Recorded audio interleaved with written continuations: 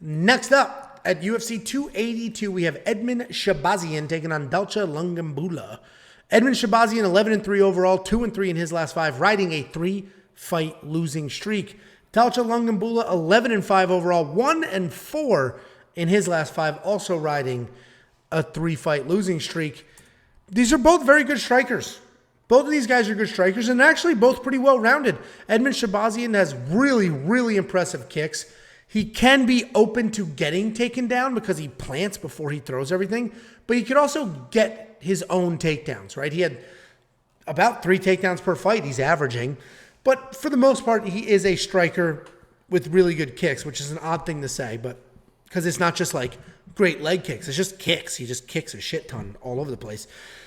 Dalcha Lungiambula, powerful, athletic, hits like a freight train. He has worked in wrestling. He's gotten 1 takedown in 5 of his 6 UFC fights. He has 5 takedowns in his last 3 fights. He took down Punahil 2 times before he eventually got knocked out. And that's the problem with Dalcha. He can be a little gun-shy on his feet. He has stupid power, but he doesn't always use it. And he can be a little chinny. And that's the problem with Dalcha. That's probably why he's such a big underdog. He's way too big of an underdog, though, because he hits so incredibly hard that he can put anybody's lights out. And he's fighting Edmen Shahbazyan, who's lost 3 in a row. So I am going to go the Edmen side here because, you know, it's basically his takedown defense that lost him those fights. But Dalcha can wrestle. And let's not forget, his nickname is Dalcha Champion because he's a judo champion. He's a very good judo practitioner. He has legitimate takedowns. And he could just take down Edmen and follow that game plan here. But I'm going to go with Edmen. I think he's a little more well-rounded. I think he's got the better cardio. But almost a 3-1 favorite. That seems a little off to me. What do you think? Yeah, this is, I agree. I think the odds are a little bit wide. But I think they are putting some...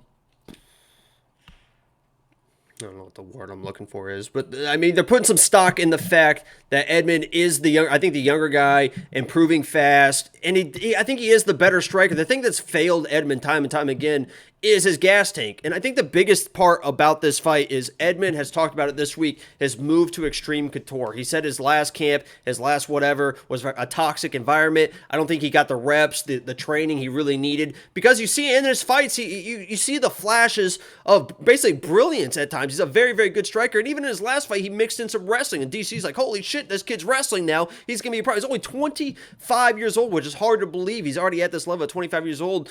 I think this is an incredible opportunity to bounce back in this fight versus somebody that's a little bit stationary in Dalcha. You mentioned the explosion, but a lot of times just stationary, waiting for that big counter shot. He throws it.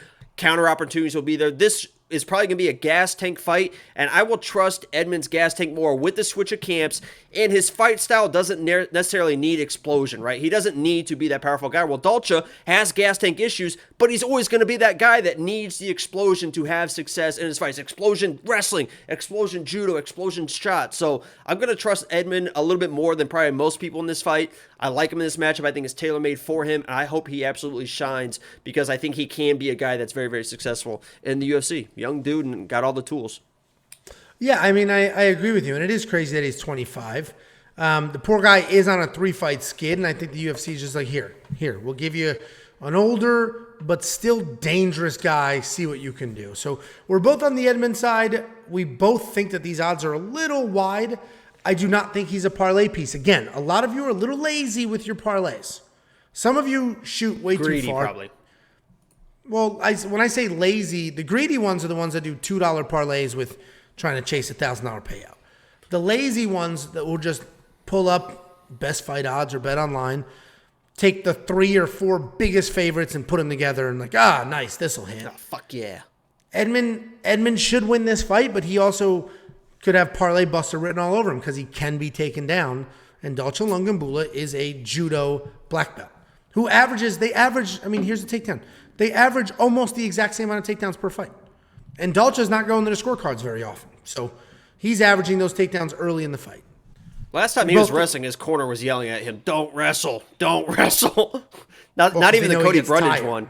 Yeah, his last fight too. Yeah, because he just works. He's not a wrestler. So, I mean, yeah, he can wrestle. He's a judo guy. Yeah, he's a judo guy. But and that's what screwed him in the Cody Brundage fight. He shot a takedown and got guillotined. Why'd you shoot? Yeah, he was You're a beating judo the guy. absolute. Why are you shooting? Yeah, I mean, he was beating absolute piss out of Cody Brundage, and then got tired. Was like, I'll just wrestle real quick. And Cody's like, oh, thank you for the neck. Yeah, no, exactly. So That's why anyway, I we said both that like. Friday night. You said thank you for the neck. Anyway, we're both. We are both on the Shahbazyan side. We both think the odds are a little crazy. Probably not necessarily a parlay piece. $9,400 in DraftKings. Probably not, but the reason that's so risky, or the reason it's even considerable, is because Dalcha does get finished. He does get finished. But $9,400 is a lot. That's like a guarantee finish. What do you think? No, I mean, there's a few fighters, and I mentioned it, and I will mention another one later. Edmen needs to prove it to me before I start trusting him with money like this for minus 275 or whatever it is for DraftKings 95. I need to see that he can put it all together, and then next fight, we'll consider it. Thank you for your consideration. 42 to 50 Monkey Knife Right Strike Line. I'm not going to touch it. I'm just not going to touch it because Dalcha has insane power, but can be gun shy. Can be caught up in a pitter patter. What? Nah, I just can't believe you said that. Thank you for the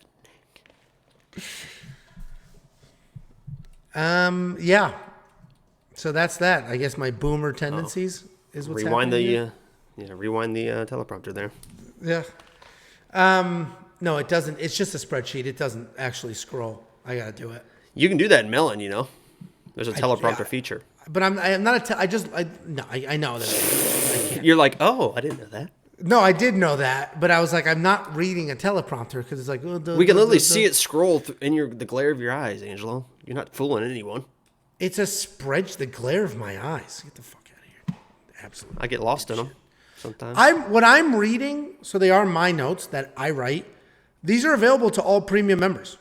Maybe you care, maybe you don't. But premium members, under the picks menu, you have quick picks, confidence picks, and raw notes. These are the raw notes. If you ever want to go back, or you don't have time, you're taking a dump, you don't want to watch the video, do that. $2 super chat from Forsake Nova. How much neck are we talking about? Jacob, what kind of neck? What kind of thickness? Feet and feet and feet. A lot of it. You really don't know what I'm talking about? I just assumed dick, but maybe not. Well, yeah, you mean get neck down. Okay.